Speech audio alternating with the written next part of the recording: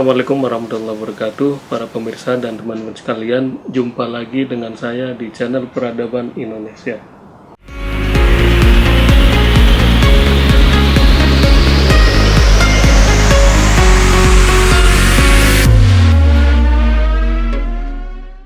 Bismillahirrahmanirrahim. Assalamualaikum warahmatullahi wabarakatuh. Jumpa lagi dengan saya di channel Peradaban Indonesia. Di sini dalam kesempatan ini saya akan mengkaji tentang suatu tema, di mana tema ini berkaitan dengan Mushaf Al-Quran, yaitu kitab sucinya umat Islam. Tepatnya adalah tentang sejarah kodifikasi Al-Quran, atau kalau kita bahasakan lebih sederhana lagi, jika kita melihat di Kamus Besar Bahasa Indonesia KPBI, kodifikasi adalah penghimpunan ya, atau pengumpulan. Nah, dalam bahasa aslinya itu sering disebut dengan al-jam'u. Al-jam'u itu adalah menghimpun atau mengumpulkan. Nah, namun demikian dalam pembahasannya nanti saya tidak akan membahas secara rinci dan luas seperti halnya yang sering dikaji oleh para sarjana tentang satu disiplin ilmu atau disebut dengan ilmu ulumul Quran.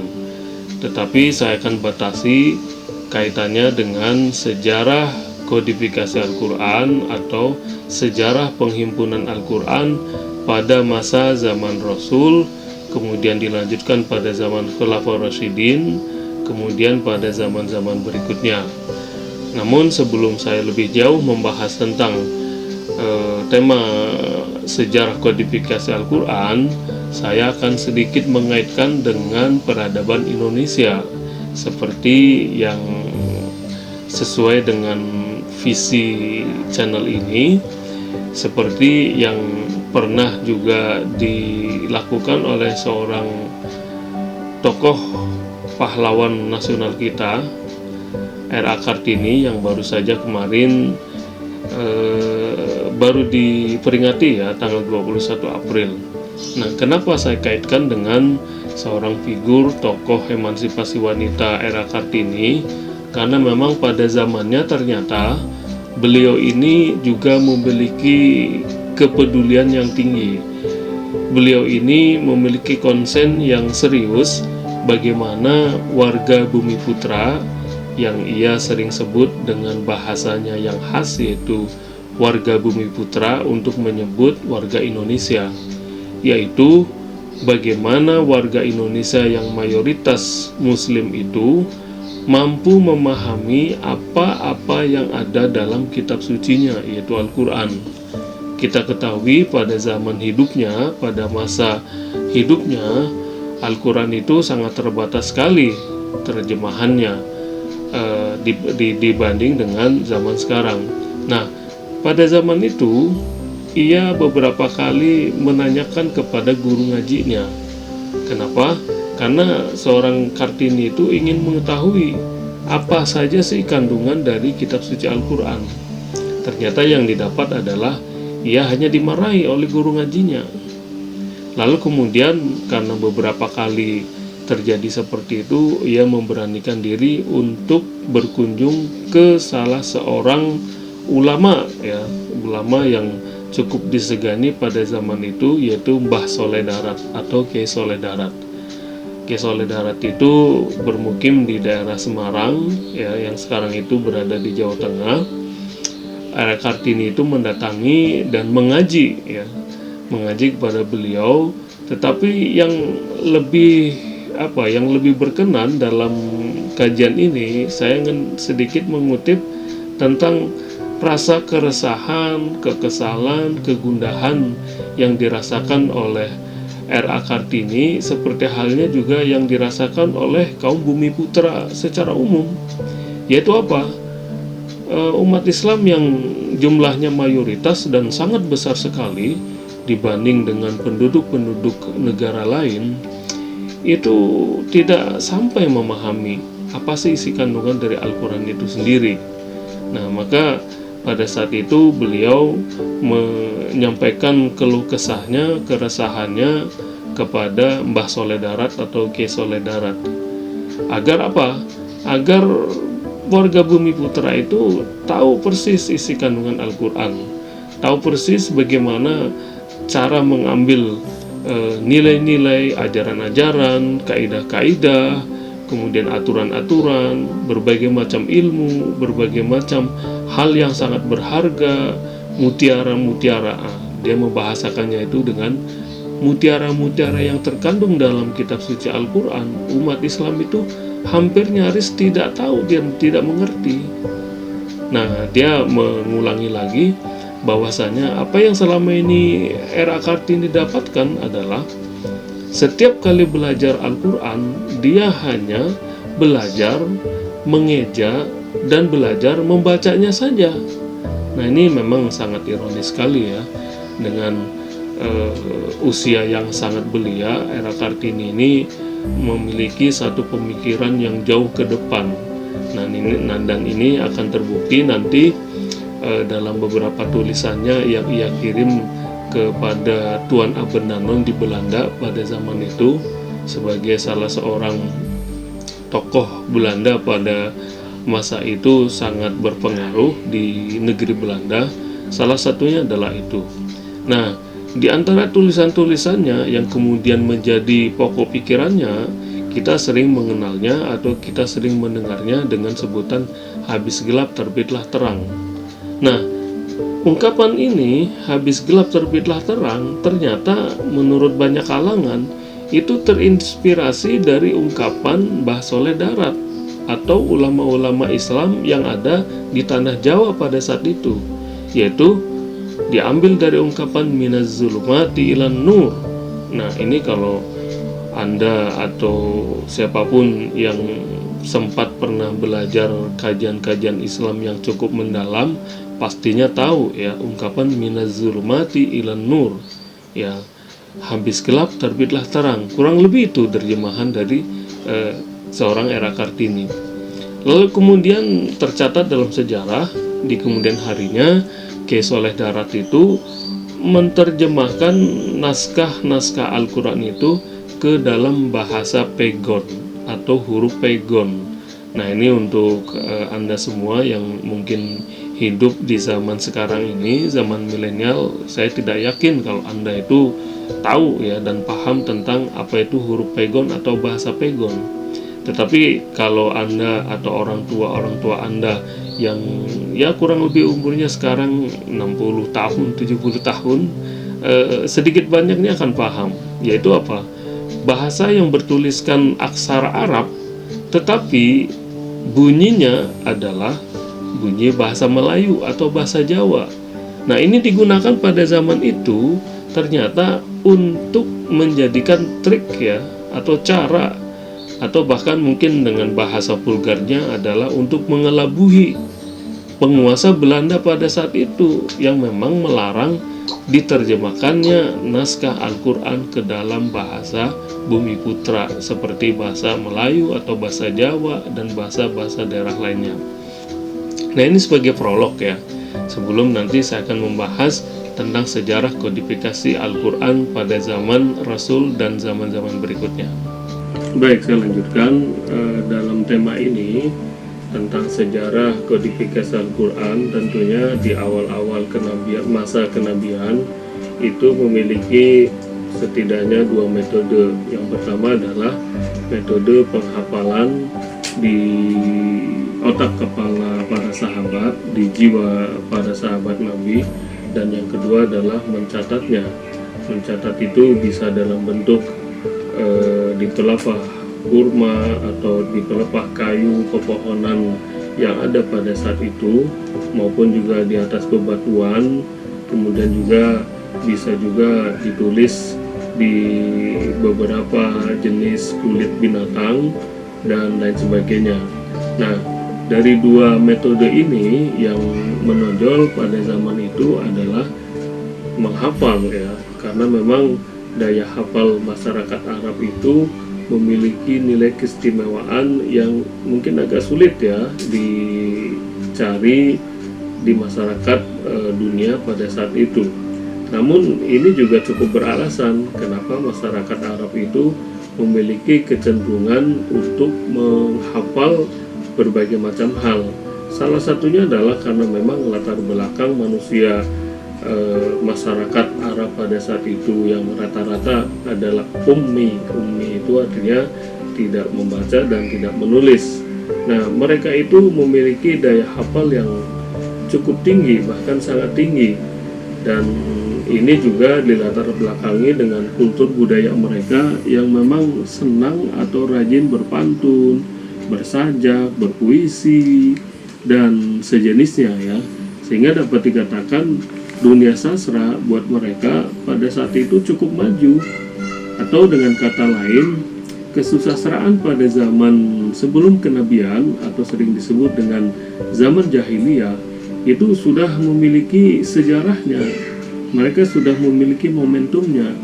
Bahkan sering disebut dalam berbagai macam literasi ataupun sejarah, mereka memiliki hari-hari tertentu atau waktu-waktu tertentu sebagai hari mereka merayakan atau memperingatinya dengan mendatangkan siapa saja yang memiliki kelebihan di bidang kesusastraan, baik itu berpantun, bersajak di suatu pasar atau mungkin satu festival. Nah, inilah yang sepertinya juga salah satunya yang melatar belakangi bahwa masyarakat Arab itu memiliki satu keistimewaan atau kelebihan dalam segi menghafal. Nah, pada zaman turunnya Al-Quran di zaman Nabi, awal-awal Islam itu muncul, tentunya ayat-ayat Al-Quran itu kan diturunkan secara berangsur-angsur, ya, tidak sekaligus. Nah, kalau disekaligus-kan pada ilmu ulumul Quran itu dijelaskan memang terjadi pada malam Lailatul Qadar, ya, di langit dunia, dari Lauhul Mahfuz, ya. Namun turunnya ke dunia itu diturunkan secara berangsur-angsur, ya, lewat malaikat Jibril terhadap Nabi Muhammad, dan dari Nabi Muhammad itulah membacakannya, melafazkannya, kemudian didengarkan oleh para sahabat, lalu diminta atau disuruhnya untuk menghafalnya. Ya, selain menghafal adalah menuliskannya. Nah, itu terjadi bertahun-tahun, ya. Bahkan ya kurang lebih ada yang mengatakan 20 tahun sampai 23 tahun, atau ada juga para ulama itu menyebutnya sampai 25 tahun. Nah, lalu kemudian apa yang terjadi pada zaman itu sehingga di kemudian hari sepeninggal Nabi Muhammad itu diperintahkannya atau apa ya, ada suatu keinginan dari para sahabat-sahabat itu untuk melakukan kodifikasi Al-Quran atau menghimpun Al-Quran. Nah, persisnya itu terjadi pada tahun 12 Hijriah. Itu terjadi suatu peperangan dalam sejarah disebut dengan Perang Yamamah. Nah, Perang Yamamah ini sendiri memang terjadi pada saat umat Islam itu mengalami perselisihan dengan mereka-mereka yang merasa ingin keluar atau kembali ke agama atau keyakinan mereka semula, ya, sepeninggal Nabi Muhammad. Nah, memang menurut sejarawan di awal-awal zaman itu sebagian para pengikut umat Islam itu memiliki keyakinan atau keimanan yang belum kuat, ya, belum tangguh, hingga pada saat itu mungkin merasa belum percaya diri, belum merasa yakin bahwasanya ajarannya itu merupakan ajaran yang benar, sehingga setelah ditinggalkan oleh pemimpin besarnya, ya, atau nabinya, nah tentunya pada saat itu adalah Nabi Muhammad, ya, itu mulai goyah keyakinannya. Nah, itulah terjadi satu peperangan dengan mereka itu agar tetap berpegang teguh pada ajarannya, agamanya. Namun terjadi perselisihan dan terjadilah peperangan. Nah, pada tahun 12 Hijriah itulah peperangan itu terjadi hingga sampai dalam catatan itu tercatat kurang lebih sampai 70 orang meninggal. Bahkan menurut catatan dari Imam Bukhari, penulis kitab kumpulan hadis yang terbesar dan terbanyak, Fathul Bari, menyebutkannya itu sampai 500 orang ya, sahabat-sahabat Nabi, para penghafal Al-Quran itu meninggal di medan peperangan. Nah, lalu kemudian reaksi dari masyarakat umat Islam pada saat itu, terutama para sahabat-sahabat yang utama ya, salah satunya adalah Umar bin Khattab. Nah, Umar bin Khattab ini adalah salah seorang sahabat Nabi yang cukup dekat. Itu memiliki sifat karakter pemberani, di samping juga dia memiliki kecerdasan, kejeniusan ya, yang diakui oleh banyak kalangan. Nah, setelah terjadinya peperangan Yamamah ini, ia merasa khawatir dan merasa gelisah. Bagaimana kalau suatu peperangan terjadi beberapa kali? Bagaimana masa pembukaan wilayah-wilayah Islam yang sedang berkembang ini melewati batas-batas geografis yang lebih jauh lagi, hingga pastinya nanti akan terjadi pertumpahan darah dan kemudian jatuhnya para korban, para syuhada, atau mungkin juga suatu saat akan terjadi satu penyakit, wabah, atau mungkin faktor usia, meninggalnya para penghafal Al-Quran. Lalu bagaimana nasib naskah-naskah yang masih berserakan tulisan-tulisan ayat-ayat Al-Quran itu? Nah, Umar bin Khattab ini merasa khawatir dan cemas ya, jangan sampai terjadi atau terulang dengan ajaran-ajaran atau agama-agama sebelumnya ya, yang sampai mengalami perselisihan, perbedaan ya, dan lain sebagainya. Lalu ia beranikan diri untuk menghadap pada sang khalifah Abu Bakar pada saat itu. Ia meminta dan memohon agar kiranya khalifah itu untuk melakukan satu tindakan ya, atau satu keputusan agar bagaimana caranya mengumpulkan para penghafal yang masih ada, kemudian dilakukan ya semacam bentuk penghimpunan lah ya, mengumpulkan naskah-naskah yang masih berserakan, tercerai-berai di sana sini, kemudian mengumpulkan para sahabat-sahabat Nabi yang penghafal Al-Quran itu untuk dicatat ya, untuk ditulis kembali dan kemudian dijadikan satu kitab ya, itu yang dikenal kemudian dengan satu mushaf. Nah, tentunya seperti kitab suci Al-Quran ini yang Anda sekarang ini memiliki ya di rumah masing-masing, di tangan Anda semuanya, tidaklah yang seperti kita bayangkan sudah jadi seperti ini. Pada zaman itu memiliki banyak kendala-kendala yang sangat luar biasa. Di antaranya adalah tulisan-tulisan naskah-naskah yang ada itu yang masih tersimpan di rumah para sahabat, kemudian juga hafalan-hafalannya pun ya bisa jadi tidak utuh atau mungkin ada yang terlupakan dan sebagainya. Maka pada saat itu akhirnya Abu Bakar itu memutuskan untuk membentuk satu tim ya, satu tim yang ditugaskan untuk melakukan pekerjaan yang sangat berat ini. Nah, sebelum dia memutuskan satu keputusan yang sangat beresiko ini, ia sempat juga mengeluh ya, bagaimana satu kegiatan ini atau satu pekerjaan ini yang menurut sepengetahuannya Nabi atau Rasul sendiri belum pernah sama sekali memerintahkan. Bahkan dalam satu kata atau ucapan pun atau dalam bentuk peninggalan tertulis mendiang baginda Rasul belum pernah memerintahkan bahwa suatu saat nanti agar dikumpulkannya atau dihimpunkannya berbagai macam naskah-naskah tulisan Al-Quran. Nah, ini juga memiliki konsekuensi yang cukup tinggi ya bagi seorang khalifah sekalipun ya, baik itu konsekuensi secara psikologis, kejiwaan maupun secara hukum. Lalu bagaimana nanti pertanggungjawabannya, baik itu di hadapan para sahabat dan para pengikutnya maupun nanti di alam akhirat.